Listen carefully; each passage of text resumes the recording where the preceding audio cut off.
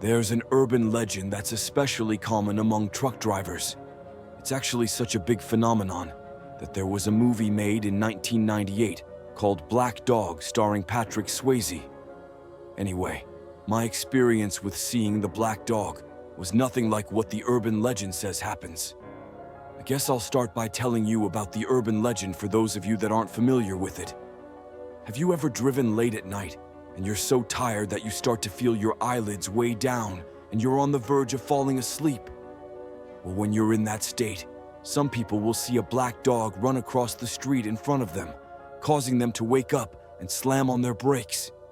Some people will even swerve, causing an accident. But whenever you look around, you realize that there is no dog. It just simply vanishes. Most people believe the black dog is something sinister, as it causes accidents and can even cause deaths, as in the movie. However, some other people have a different view of the black dog, and rather, they believe it is helpful and a warning for when you're falling asleep. For those people who simply just jump and wake up when they see it and don't swerve off the road, they are thankful for seeing the black dog as they were on the verge of falling asleep behind the wheel. Now that you understand the urban legend, I'll tell you what happened to me. The other night I was driving home from work after working for 16 hours. My commute is a little over an hour each way, so when 3 a.m. rolled around, the very last thing I wanted to do was drive. I hit the road, anxious to get home and crawl into bed. I was a little over halfway home when the massive wave of fatigue took over. I turned on my AC to help keep me awake, but I could feel my eyelids getting heavier. I blinked several times. It didn't work. My eyelids were slowly crawling down over my eyes. I tried turning up my music, but it didn't even sound like music anymore. I just heard a ball of white noise in the background while I was completely in an autopilot trance. Right as I felt my head begin to nod forward, that's when I saw it. A black dog ran across the highway in front of my car. I slammed on my brakes, and I felt my heart jump out of my chest.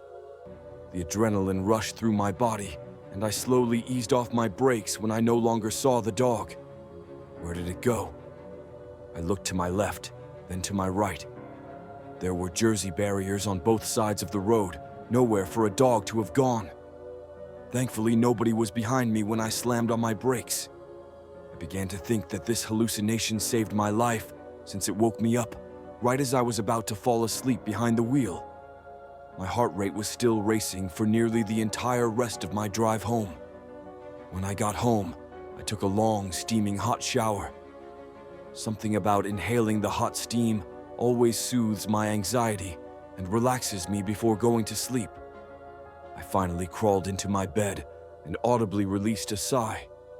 My body melted into my pillow-top mattress. Have you ever noticed the positive correlation between how tired you are and how amazing your bed feels? My bed felt absolutely amazing. I was slowly falling into a dream when I felt it. There was breathing at the foot of my bed, and I could feel the heat from their breath against my one big toe that was peeking through from under my sheets. I live alone with no animals.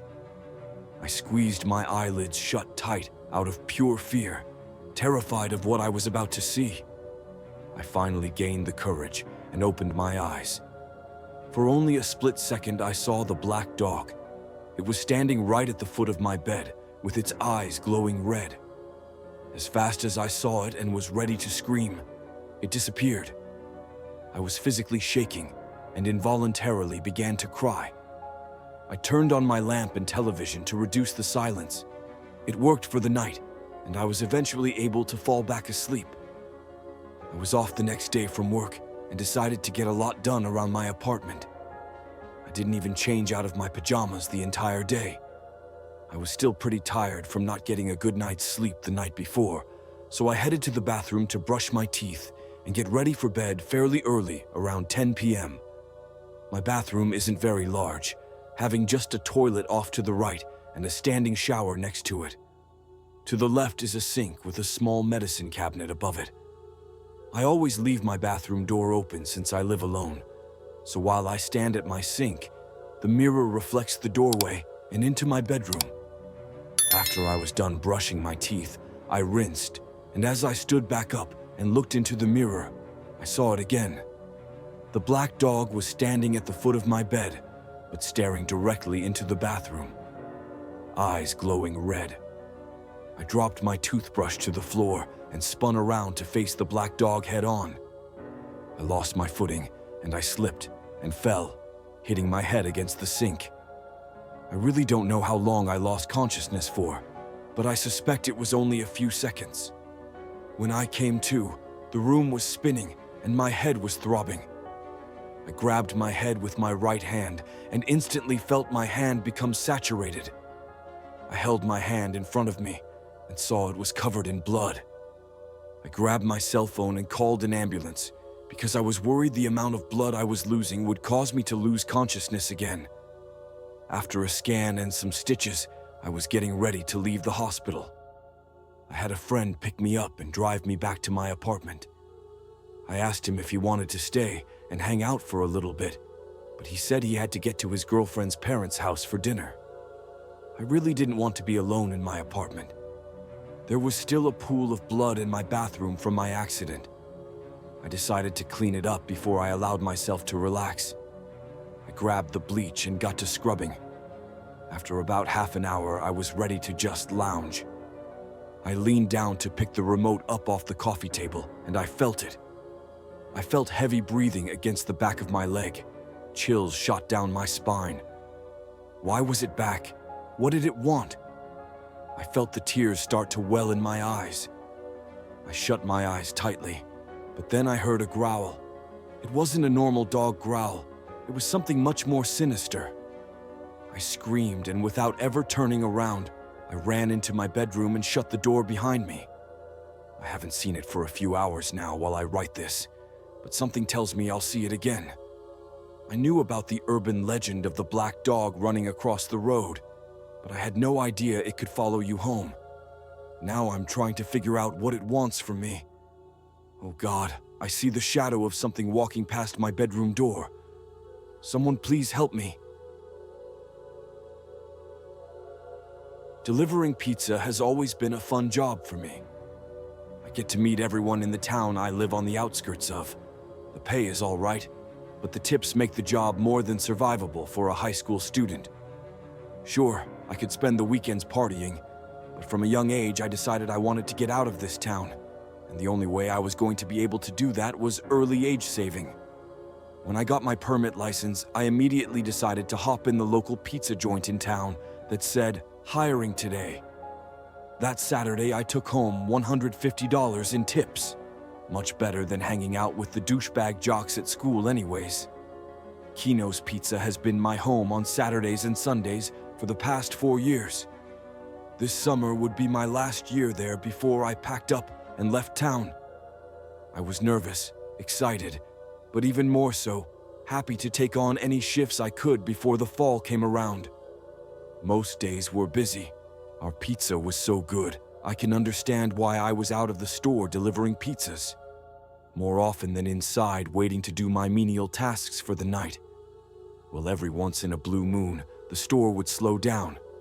I'd wash dishes, help carry out orders, but mostly surf Reddit waiting for the next address to pop up for me to head to. The next delivery came in, and I waited for it to be done, chatting with the cute girl at the register before heading out. Once on the road, I started to play my music. Unknowing to me, my life was about to change forever. I saw a man on the side of the road with his thumb stuck out. Mom and Dad always told me to keep driving past hitchhikers, but for some reason, maybe because of how slow the store was and dreading going back and waiting for another delivery, I pulled over. The man was dressed well, almost as if he had just came from a fancy event. I couldn't figure out why someone who looked like this was hitchhiking, but I was unbothered. I thought of my future adventures leaving this town and in a way envied the freedom of this man. The pizza was in the front seat still, steaming in the hot bag, so I popped open the back door. He thanked me softly and stepped in the back of my car. "Heading anywhere specific?" The man smiled and said, "24 Meadow Avenue." How convenient, I thought. That's a few blocks away from where I'm delivering this pizza. Of course, I brought the food to the customer first, but then we made our way to 24 Meadow Avenue. I haven't seen you before. Are you visiting family? His eyes met mine in the rearview window. No. It was kind of an awkward silence for the next couple blocks. I let him out and went back to the store. I was happy to have my fun little excursion, because when I got back, there were still no other deliveries up. I just told them I had to grab some gas. The next day, I woke up to my mother and father making quite the commotion in the living room. I went downstairs to see my mother and father looking quite timid. There had been a homicide at 24 Meadow Avenue. Chills went down my spine as I realized that I had been there last night with that hitchhiker. Of course, no one knew this, but my parents were shaken up. There hadn't been a murder in the town for over a decade. People weren't used to this in such a peaceful town. The police said they had no leads, but they were still investigating. A whole family had been murdered, and I knew about it. I feared telling anyone, because what if they thought I was a part of it? I figured they'll eventually catch the man, and that'll be it. No harm, no foul. If I didn't bring him there, someone else would. A few weeks went by, and the cops had marked it up as a drifter rolling through town. I hoped so too. Then came along another slow day. Almost like clockwork, the man was alongside the road. He wore the same suit as last time. There was no blood on it, though. Maybe it wasn't him after all, and it was just a coincidence. My morbid curiosity got the best of me. I pulled over. He got in the back, just like last time. Did you do it? He said nothing, except for another address. The same smile crept across his face, just like last time. Fearful for my life, I drove him there. I'm sorry, maybe it seems wrong to you, but I was too young to die. After all, why would I have worked at Kino's Pizza the last 4 years if it was just to die working at Kino's Pizza? I barely slept that night thinking of what brutal murder I would see on the TV the next day. Of course, I was right. In fact, this time, the news reporter announced the police found an interesting clue to these heinous crimes. She looked like she could barely read the next part. Carved into the bodies was the words, "Thank you," all over them. I knew this man, this psychopath, was fucking thanking me. It took me about a month to feel normal again, and by then it was August. Kino, the owner, had asked me to pick up some more shifts, and I agreed. Some employees had quit in fear of the local murders. I felt a little more safe than the rest. Fuck it. More money to get far, far away from this town and these awful memories. You can imagine at some point with all these extra shifts adding up, I would see another slow day at work. I did. I knew I would see him again. I planned on just driving by him this time, hoping he would just leave me alone and appreciate how I have already helped him in 2 awful crimes. Sure enough, as I was taking my next delivery, there he was. I sped up quickly as I passed him, holding my breath, praying he didn't notice it was me. I delivered the pizza to the house and decided to take a different way back to the store. I almost hit him when he was standing in the middle of the road. I'm sure most people would have laid their foot on the pedal, but then what? I tell the police this guy was the murderer the whole time, that I hid the truth from them, that I helped him drive there. My car squealed to a stop right in front of him, all while he held his composure. He stepped toward the driver's side. He's going to kill me for not stopping. Why didn't I just let him in and continue with denial? It was him. How will he murder me? He knocked on my windshield, smiling his usual bone-chilling smile. I cracked the window just enough for him to press his lips up to the window. He hissed, "You can pick the address this time." I don't know what came over me. I don't know if it was because I thought I didn't have a choice, or if I am truly this evil. Maybe both. Earlier that year, one of my teachers barely passed me. He was an asshole. I didn't want him to die over it, but I couldn't think of a better option. Tomorrow he'd be gone, and no one would know I was the reason why. The man started showing up more often, even on busier days. Sometimes he would say an address, and other times he would smile and say, "You pick." This went on all through August. We actually made some small conversation from time to time. Actually, let me rephrase that. I would talk, and he would listen. I guess I did it to break the awkward silence. I told him my plans of leaving at the end of the month. Somewhere new, somewhere fresh, somewhere better. The town was on borderline lockdown when it was about my time to go. I was one of the few workers left who felt comfortable working the nights. Some people called me crazy. They didn't even know how crazy I had become. That's when I picked him up one final time. I knew that, and I'm pretty sure he did too. I'm not going to lie, I was a little sad. We had killed so many school bullies, so many people that I wouldn't miss from this town. If I wasn't so dead set on leaving, I actually would have liked living in this reformed town.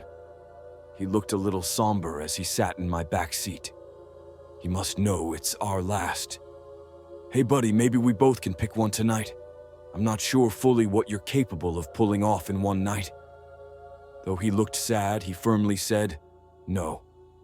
A little disappointed, but for all that he's done for me, I guess it's only fair he gets to choose the last address. 1436 Pine Cove. That was my parents' address. I wouldn't. I can't let this happen to them. How could this man that felt like my friend now want to kill my family? I tried, I really did. I didn't want this for my family, but I really needed to leave. Their lives are lived out, right? We rolled off to my last house I'd drive to before my new life began. There really isn't an elegant way to begin the story of how I fell into the bog other than to say it happened, and when it did, I was totally alone. It was late afternoon.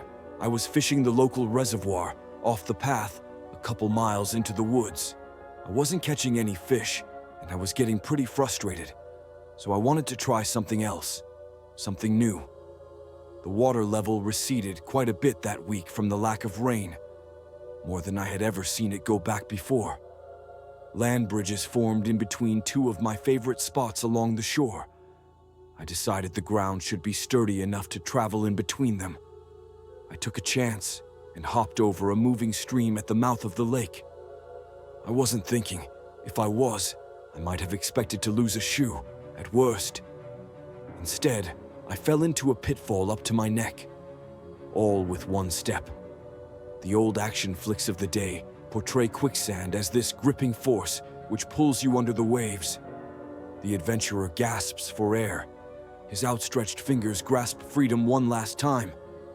Eventually, the audience is left only with a cartoonish hat, like an X spot on the map, tragically marking the spot of our hero's demise.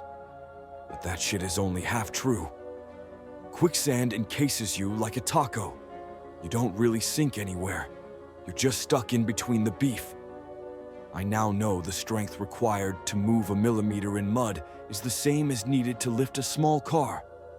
I stretched my legs and they went nowhere. I kicked and fought to the point of exhaustion. I couldn't have moved more than an inch before the fight tired me enough to force a break. The mud bubbled lazily around me.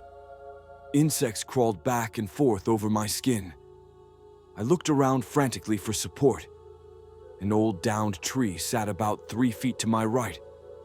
I quickly decided that reaching this branch would be my #1 goal in life. I waited a moment and made my move. I lurched forward towards it haplessly, and my hands fell back into the mud. I felt around with my feet and found something solid enough to stand on. I tried not to think about what that could have been, 6 feet under the mud. Bones, maybe, or an intact body. A nightmare for another night. I pushed off the structure with all of my might and wrapped my fingers around the branch like a murderer does to a neck. Jackpot. I lifted all of my body weight upwards at once. My torso began to slip from the mud. I sensed freedom and felt relief wash over me.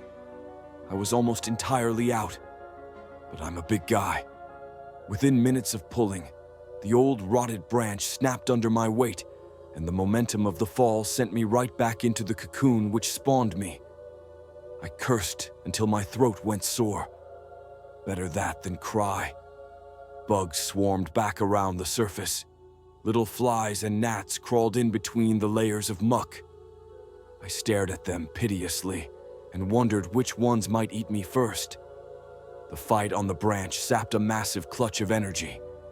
I knew there wouldn't be many left. I looked around for other options.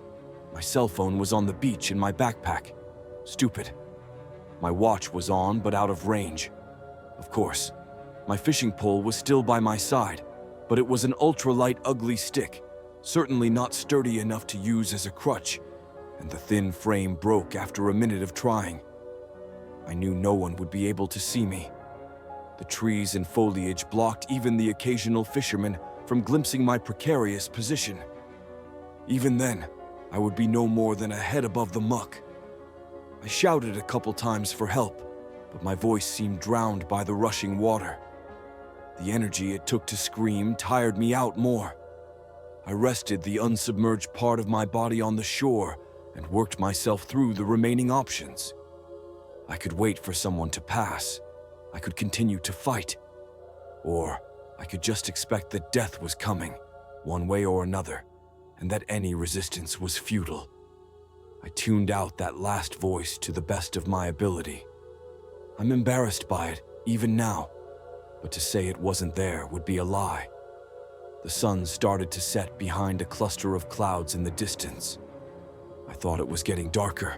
The time felt right, before the first few raindrops fell on my face. At first, I welcomed the time in the shade. Then the shower turned into a downpour. Fuck.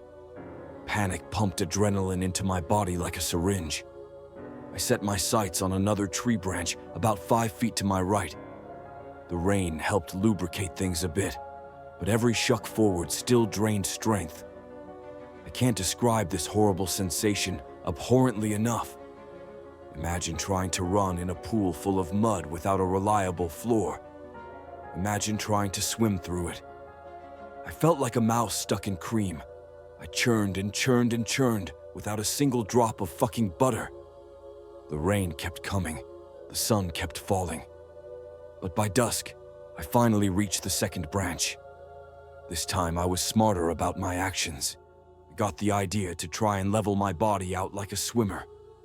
I pulled upwards and levitated. The plan worked. My legs slowly but surely surfaced. I pushed backwards and felt the rest of my body release from the stink like a suction cup. I shouted hoarsely as rainwater and muck filled my mouth in moments. I was a foot from making it. And then the tree fell.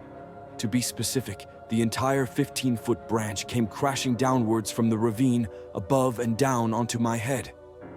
I went under the surface for a moment. I saw stars and bugs and base and my family at home.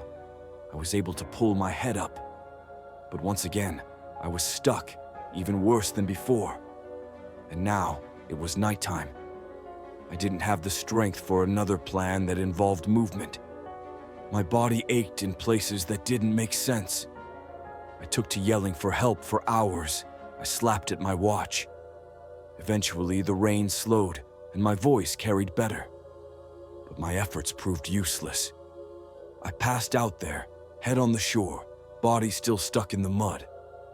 I woke up in a kind of haze. The rain had stopped. When, I couldn't tell, but the water level had risen enough for the top layer of mud to recede. I moved around a bit and found some wiggle room around my stomach. With renewed strength, I resumed my quest for a branch when a bundle of twigs snapped in the distance. I shouted in a voice that must have been horrific to hear.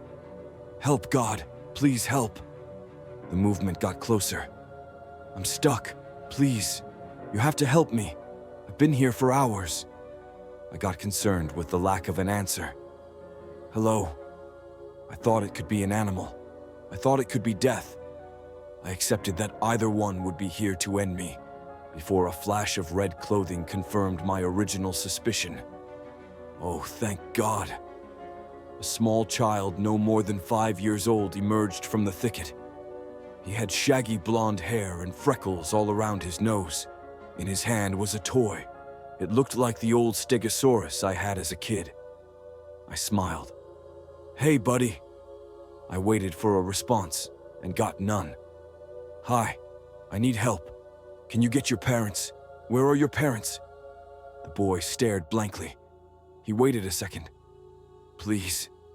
Then he answered, "You're going to die out here." The surety of his words made my blood run cold. No, buddy, I can't die here. Not like this. I need help. Can you get your mom or your dad? Please." The boy looked at me piteously. "Nobody is coming to help you." I didn't know how to answer. "You're here," I whimpered. "You can help." But the boy just looked at me and sighed. "No one is coming," he repeated. "You have to do it yourself."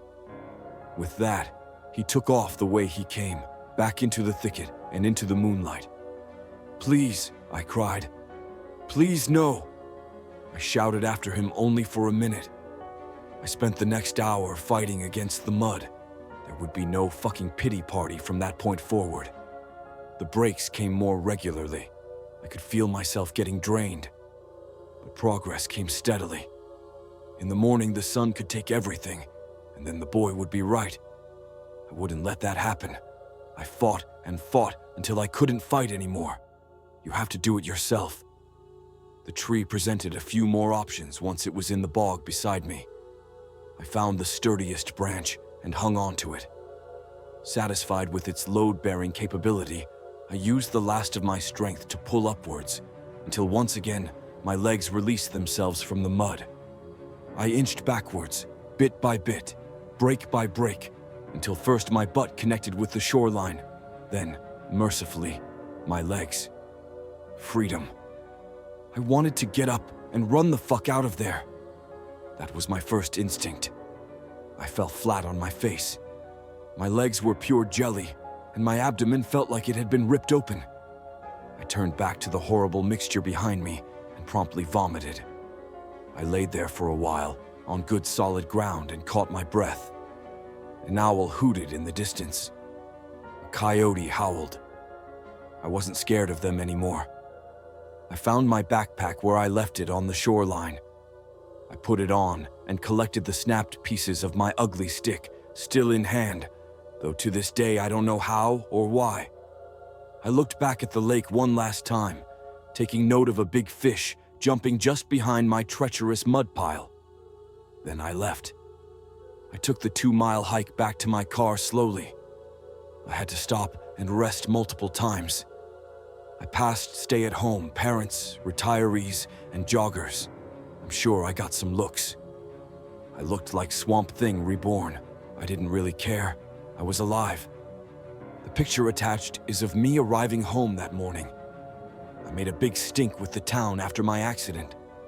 The thought obviously occurred to me that someone else could get stuck. Maybe a kid, hallucination notwithstanding, or an animal that wouldn't be as fortunate as me. This being a reservoir, the county acted swiftly. The area was closed, goodbye fishing spot, and the quicksand was dredged.